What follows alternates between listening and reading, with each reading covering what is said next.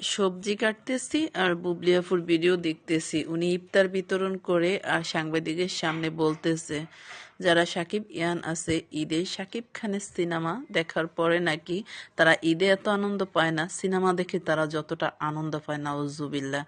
30টা রোজা রাখার পরে মানুষ এই একটা দিনের অপেক্ষা করে, এই ঈদের জন্য মানুষ অপেক্ষা করে। আর উনি বলছে ঈদে এত আনন্দ পায় না, মানে শাকিব ইয়ান যারা আছে, যারা সিনেমা পাগল, তারা নাকি শাকিব খানের সিনেমা দেখে যতটা আনন্দ মুগ্ধ হয় ততটা মুগ্ধ হয় না আপনার ঈদে।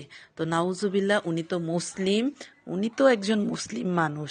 তো উনি সবসময় মানুষের পর্দা নিয়ে কথা বলে, অথচ নিজের গায়ে কাপড় থাকে না, সারা শরীরে 10 টাকার কাপড়ও লাগায় না ঠিক মতন।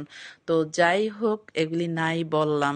তারপরেও কেন উনি আইসা ইন্টারভিউ দিতে গিয়ে এরকম উল্টাপাল্টা কথা বলে? ওনার এই কথার কারণে উনি মানুষের কাছে আরো বেশি ছোট হয় শাকিব খান। কারণ শাকিব খান ওনাকে বলে নাই এই ধরনের প্রচার প্রচারণা করার জন্য।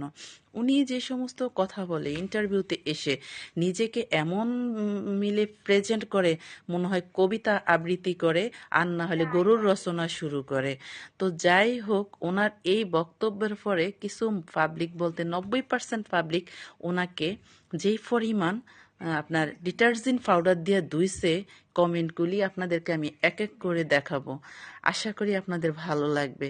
উনি একজন পরিপূর্ণ মুসলিম না হিন্দু আমি নিজেও জানি না, কারণ একজন মুসলিম কখনো হাদিসে নাই যে সিনেমার সাথে ঈদের তুলনা করা। আপনারা কি পাইছেন কোথাও?